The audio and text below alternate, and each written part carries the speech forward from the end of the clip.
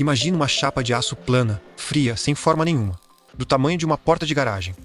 Agora imagina essa mesma chapa, em menos de um dia, se transformando em um tanque gigante capaz de guardar 50 mil litros de óleo sob pressão, sem vazar uma única gota. Todos os dias, dentro de uma fábrica brasileira, esse processo se repete pelo menos 3 vezes. 3 tanques gigantescos, de 50 mil litros cada, nascendo do zero, prontos para suportar uma das indústrias mais exigentes e mais implacáveis do planeta, a indústria do petróleo. E o nome por trás dessa engenharia silenciosa é Petrofap, uma metalúrgica brasileira especializada em estruturas metálicas e equipamentos industriais. Hoje, você vai entrar comigo dentro dessa fábrica. Vai ver o aço bruto sendo cortado, curvado, soldado, testado sob pressão e pintado, até se transformar em uma das estruturas mais confiáveis já criadas pela engenharia industrial. E no final, você vai entender por que um simples tambor de óleo é, na verdade, uma obra-prima de engenharia que ninguém para admirar. Antes de começarmos, você consegue imaginar quantos litros de aço fundido são necessários só para fazer o corpo de um tanque desses? Deixa seu palpite nos comentários. Antes de qualquer corte, antes de qualquer solda, antes de qualquer curva ser dada ao metal, existe uma jornada muito mais longa, a jornada do próprio aço, desde o minério de ferro até a bobina laminada que chega às docas da fábrica. O aço usado na fabricação de tanques industriais, como os produzidos pela Petrofap, não é um material genérico.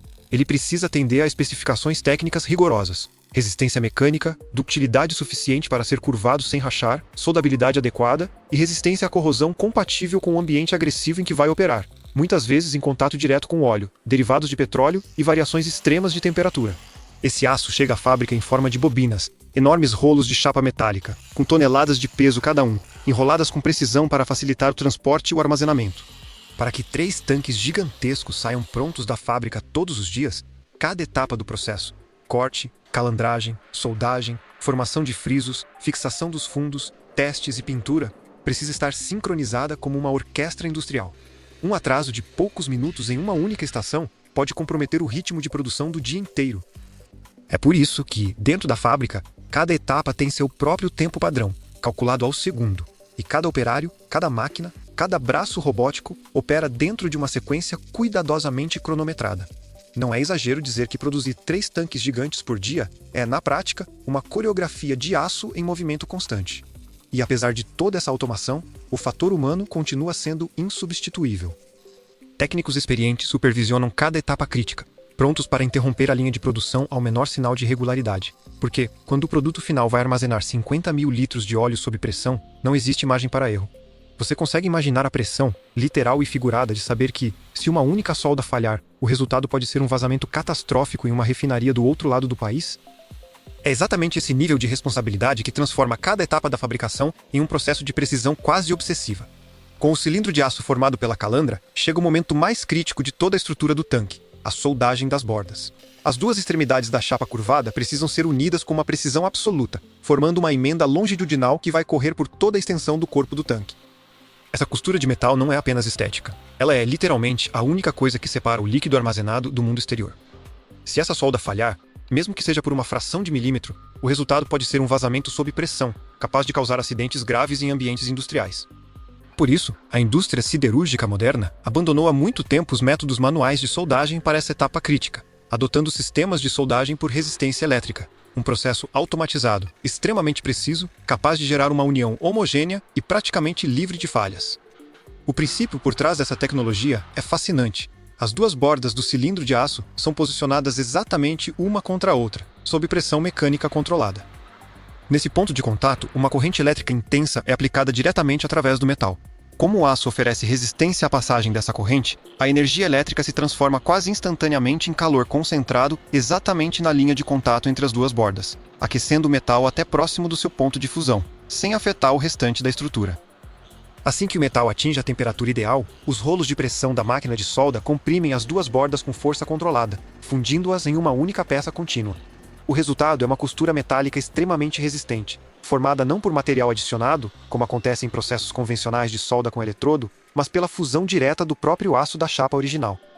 Isso significa que, quimicamente, a região soldada tende a ter propriedades mecânicas muito próximas às do restante do material, reduzindo pontos de fragilidade estrutural.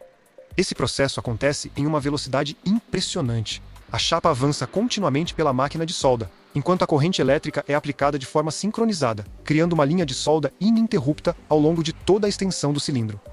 É um processo quase invisível a olho nu, acontecendo em frações de segundo, mas que determina sozinho se aquele tanque vai resistir com segurança durante décadas de uso industrial, ou se vai se tornar um risco silencioso escondido dentro de uma refinaria. Depois da soldagem, o cilindro passa por uma inspeção extremamente rigorosa. Técnicos utilizam sistemas de inspeção visual, testes de estanqueidade preliminares e, em muitos casos, verificação por ultrassom, para detectar qualquer microfissura, porosidade ou irregularidade ao longo de toda a extensão da solda. Qualquer sinal de imperfeição é motivo suficiente para que a peça seja retirada da linha de produção e reprocessada, porque, quando o assunto é armazenar 50 mil litros de óleo sob pressão, quase perfeito, simplesmente não existe. É impressionante pensar que, apesar de toda a automação envolvida, essa etapa continua sendo supervisionada de perto por técnicos experientes, capazes de identificar, só pelo som ou pela cor da solda, se algo saiu ligeiramente fora do padrão. É a combinação entre tecnologia de ponta e olho humano treinado que garante que cada tanque saia da fábrica com a mesma confiabilidade absoluta. Com o corpo cilíndrico agora soldado e selado, o tanque começa a se aproximar da sua forma final. Mas ele ainda precisa ganhar algo essencial para resistir às forças físicas às quais vai ser submetido durante anos de uso: reforço estrutural. E é exatamente isso que acontece na próxima etapa.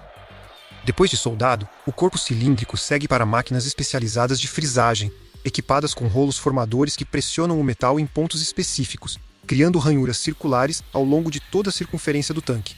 Esse processo, aparentemente simples, cumpre uma função estrutural crítica: aumentar drasticamente a rigidez do cilindro, sem a necessidade de aumentar a espessura e, consequentemente, o peso da chapa de aço utilizada.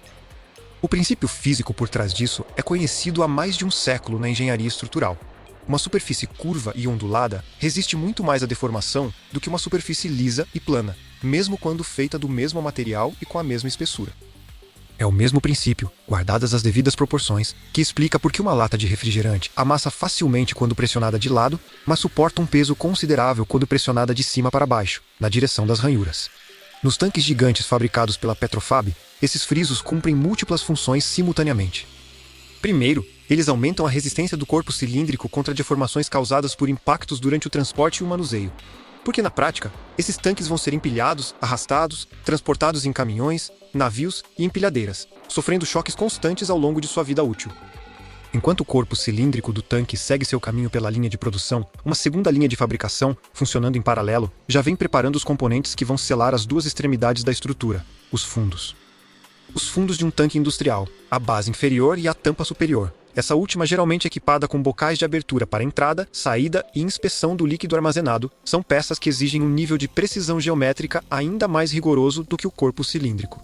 Isso porque essas peças precisam se encaixar perfeitamente nas extremidades do cilindro, formando uma vedação completa, sem folgas, sem frestas, sem qualquer possibilidade de vazamento. O processo começa com o corte de chapas circulares de aço, dimensionadas com exatidão para corresponder ao diâmetro exato do corpo cilíndrico já formado. Cada disco de metal é cortado com margens de tolerância extremamente pequenas, porque qualquer variação, mesmo mínima, no diâmetro da peça pode comprometer todo o encaixe posterior. Depois de cortados, esses discos de aço passam por um processo de conformação mecânica, no qual prensas hidráulicas de alta potência moldam as bordas da chapa, criando uma borda curvada especialmente projetada para se encaixar sobre a extremidade do corpo cilíndrico, um processo conhecido tecnicamente como dobragem mecânica das bordas. Esse processo de dobragem é, na prática, uma dança de precisão entre força bruta e delicadeza extrema.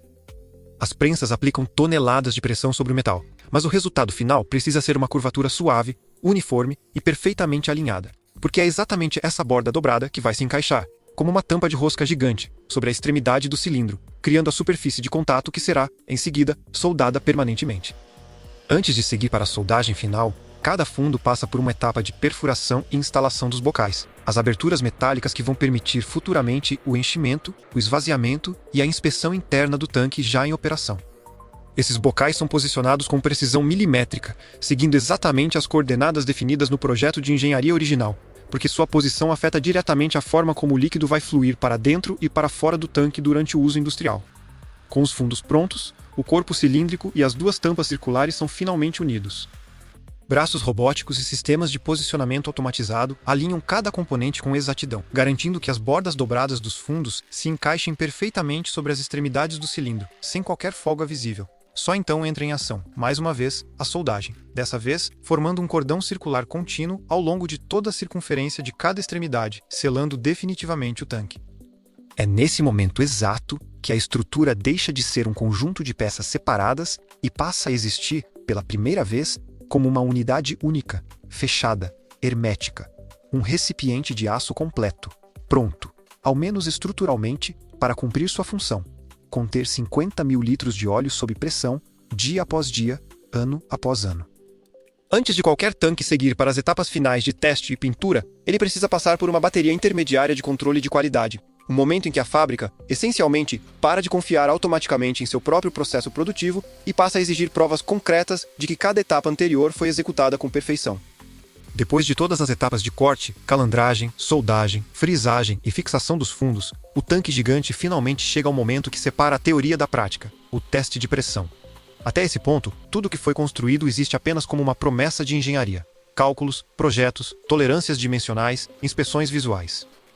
Mas nenhuma dessas verificações consegue provar de forma absoluta que aquela estrutura de aço realmente vai se comportar como esperado quando estiver cheia de líquido, sob pressão real, em condições de uso industrial. Só existe uma forma de ter certeza: submeter o próprio tanque a essa pressão antes que ele saia da fábrica. O processo geralmente começa com um teste de pressão de ar, no qual o tanque, ainda vazio, é completamente vedado e conectado a um sistema de compressão que injeta ar comprimido em seu interior, elevando gradualmente a pressão interna até níveis que ultrapassam significativamente a pressão de operação normal para a qual aquele tanque foi projetado. Aprovado no teste de pressão, o tanque gigante de aço segue para uma das etapas finais, mas não menos importante, de todo o processo de fabricação: a pintura industrial. Muita gente enxerga a pintura apenas como um detalhe estético, uma questão de aparência e identidade visual da marca. Mas, na engenharia de equipamentos industriais que vão operar em contato constante com óleo, umidade, variações climáticas e ambientes corrosivos, a pintura cumpre uma função muito mais crítica. Ela é, literalmente, a última linha de defesa entre o aço e o processo de oxidação que, ao longo do tempo, poderia comprometer toda a estrutura.